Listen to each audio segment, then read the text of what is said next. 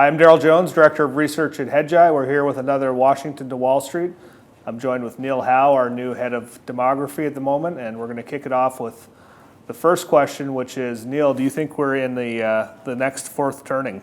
Yeah, we're we're definitely in a fourth turning, and it's characteristic of eras like that you suddenly, along with the change in social mood, that you get a sudden new kind of political leader coming to the fore, which splits the electorate in a new direction. Yep. And I think that's what's fascinating about Trump, is that you get a lot of Republicans that hate him. You get a lot of Democrats, used to be called the old blue collar coalition and so on, who are coming in his favor. I think there's no question that the Hillary campaign is still completely undecided and kind of shocked by how they're going to prepare for this. This is not what they prepared for a year ago, I guarantee you. Right. And they don't know quite what to make of it. It may even cause, I think causes a real choice in the Clinton campaign, because they don't know whether to become a moderate and go to the middle, or maybe they should enter the space that was occupied by the Burn and try to compete with Trump on the kind of the radical strident message. Yep. If she goes to the middle, I mean, think about it. So you come to the fall, and maybe the economy is doing worse, and maybe the markets are beginning to in trouble again, just like they were in the fall of 2008. Yep. And imagine you have two messages. You have one candidate saying the country's really okay. Obama was a great president. And I'm a professional, and I know how to make the necessary tweaks. Yeah. And then the other guy is saying, this country's a disaster. Yeah. Our last president was a total failure, and I'm the wrecking ball. Yeah. I think you see how difficult it is for her to figure out which way she should go. Right. And she may really want to go the other way. She might actually want to counteract Trump with the stridency of their own. So the answer to the other question is, yes, we have seen these changes before. These are typical of what we call realigning instances in American politics. And one instance of realignment we see is just before or early on in a crisis era. Yep. Like for instance, in the mid-1850s, before the Civil War, with the birth of the Republican Party, or early in the 1930s. Yep, gotcha. So one interesting demographic segment, a term you coined, the millennials. A lot of studies show that they're far less partisan than other demographic cohorts. What do you think they're going to do in this election? I mean, they've also historically had, I think, lower turnout at times, seem to be less engaged politically, with the exception of maybe, helping to elect Obama. What are the millennials thinking, and how are they going to? Obama versus, by and large, they're more Democratic, but, Hillary versus Trump, if that's how it plays out, what do you think they think? I think that there's no question that they're going to vote for the Democratic Party. Yeah. They're already, particularly the older half of this generation, is you might even say already politically shaped. So we were talking about 20 percentage point gap in favor of Obama versus his two opponents in 2012, 2008. This generation shows a big dichotomy between on-year and off-year elections. So they actually vote pretty well. They vote more than Gen Xers did at the same age on the on-year elections. But like young people generally, they don't vote at all in the off-year elections. Right. It just doesn't interest them.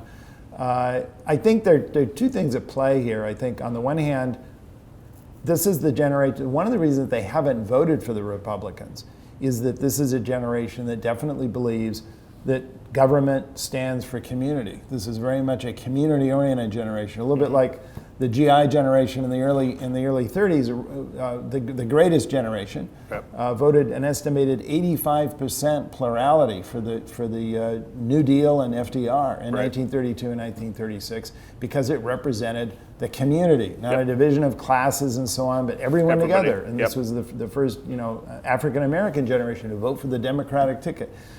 I think there's something very similar to millennials. You ask them again and again, it always comes back to this issue: are they bringing us together? Mm-hmm. Is there a consensus? Are we going to? It reminds me of what Obama used to say back in 2008. the black and the white, and the North and the South, and it's this constant message of integration. The interesting thing is to whether a Trump candidacy might actually, in an interesting way, appeal to the community dimension, which the previous kind of neoliberal GOP candidates did not. Did not, yeah. And you might, you see the same thing. Keep in mind that you see Trump-like leaders elsewhere in the world now. Yep. In Hungary and Poland, and you could even say Vladimir Putin, who's Trump's best buddy, right? Yep. We now understand. Well, this kind of leader actually has been getting fairly good response from the young. Right. So this is something that we can see. So, looking at the 2016 election, which segments of the population do you think are going to be most critical in sort of determining the outcome? Obviously, again, the millennials are less partisan at times, but they do lean Democratic. You also have, racial differences that are becoming more and more important. You got age differences. Age differences. Yeah. I mean, basically who can be one that might be the tipping point for one of the candidate or another? It's interesting when you talk about, white versus minority or male versus female, it's always the winning side that says there's a gap. Right. Yeah. So when the Democrats win, they always say, well, the problems with the Republicans, they couldn't communicate with women. And Yep. of course, when the Republicans win, they say the problem with Democrats, they can't communicate with men. Yeah, so exactly. the problem is in whoever's losing. I think what's interesting is that you divide the electorate certain ways, and you get one kind of readout. I mean, if you look, for instance, at minority versus white, I'm sure you've heard the old argument. Well, there's a country that's browning. Yep. We've got a lot of immigrants. We've got a lot of kids of immigrants, and so on. The mix of immigration now is changing in an interesting way. It's less Hispanic Latino. It's more Asian, Yep. and it's more of the other places of the world. Up to very recently, Asians have been actually more GOP than whites, for example. Yeah. So that's kind of an interesting shift. Right. And then you have the fact that we have more older people. Yeah. The older people today are voting more for the GOP party. This isn't just because the older are more conservative and so on. Something very interesting. Today's elderly, when we're talking about people in their 70s and 80s, were shaped generationally as Republicans. Remember when they came of age, right after, the first of them right after World War II. Yep. And they were the ones who, the New Deal and FDR was old hat. Yep. So So they voted for Republicans, and hugely they voted for Eisenhower in 1952 and 1956. And a lot of them were not the dyed-in-wool New Deal Democrats that the older generation was. If you look at people in their 90s, they're actually more likely to vote Democratic than people today in their 70s and 80s, interestingly enough. Oh, that is so, true, yeah. So there's actually a generational pricing. It's not just that millennials are more pro-Democrat than people in their 20s used to be 20 years ago. It's also that people in their 70s are tipping more to the Republican Party because of when they came of age. So who does Trump have to win to do better than Mitt Romney? Like, where does he? I Like, what think segments does he have to do better The than? big question mark, and so far he's been pulling it through, Yep. is getting non-college whites to come out and vote. Yep. And this is not a high participation rate group normally, but they are coming out and voting. Yep. And I think a lot of the rising participation rates, if there's other groups that have been turned off by this election and aren't voting, they're more than made up by this group, which is coming out and certainly going to the... So given the fact that Trump probably has to focus on that segment of the population, what do you think? I mean, he's already been introducing some economic policies, but what do you think the cornerstones of his economic policies are going to have to be? And when the market digests that, how should we be thinking about the market, the stock market potentially, or the economy? I think a lot of investors are terrified, Yeah. frankly, partly because of ignorance. He doesn't really have a platform. He has very few policies that he's explicitly enunciated. He claims he's going to do huge tax cuts. He's going to preserve Social Security and Medicare, Yeah. and he's going to have a huge defense buildup. Yeah, and then, a lot of protectionist type policies. And the whole protectionism thing. And so basically, the math's not really adding up there. Well, the math isn't adding up, and of course, the protectionism right now is if you look at the world as like a forest that's nothing but dry kindling, hasn't seen a rain in 10 years when it comes to protectionist policies, right? Yeah. I mean, we could easily ignite, given where the rest of the world is on currency devaluations and bigger than neighbor policies. I mean, this is a dangerous time we're living in. Right. So, I mean, he says the Chinese are killing us and we're going to go and get even with them. I don't know what that means, but when you consider the dynamics right now in global trade, that leads to a lot of uncertainty. I will say, on the other hand, I think he's a guy who wants to make deals. You know, as he always says, he wants people to come together. So there's a practicality too. And I think he's totally agnostic to whether it requires more government or less government. His idea is a little bit like,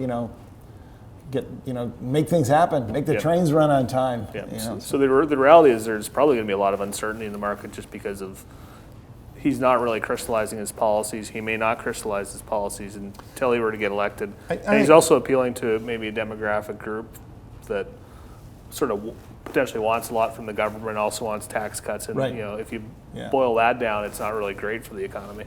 It's not great for the economy. On the other hand, you could say, look, as if you can get the Democrats and Republicans to come together and do the vast majority of stuff that they both know needs to be done to make the tax code simpler and more efficient and get rid of the absurdities that are now there. They don't do it now just because they're polarized.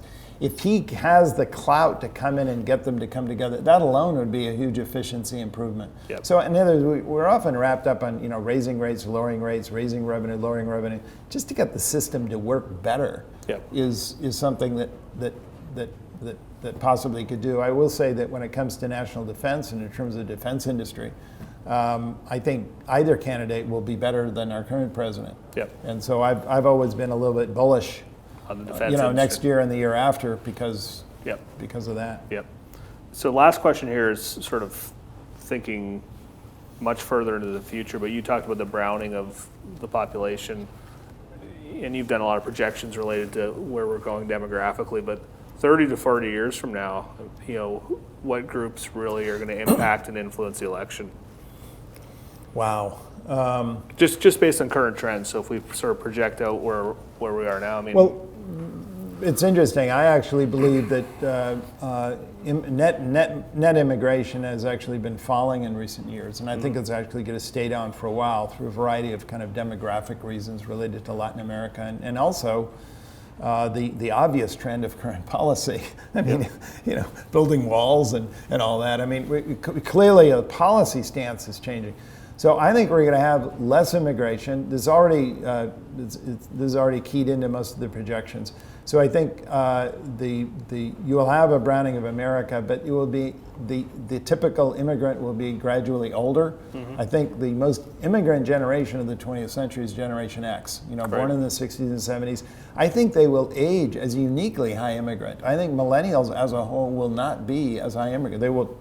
Sons and daughters of immigrants, but they themselves will not be as immigrants. So I think that's an interesting thing to think about. Yep. 20 and 30 years from now, you're going to see midlife people, you're going to look at midlife people as being high immigrant, and younger people as not so much. Mm-hmm. And I think more importantly, you're going to see an enormous shift in the style and tone of politics. Millennial politics, and we've written about this much, and I've talked to millennials a lot about this.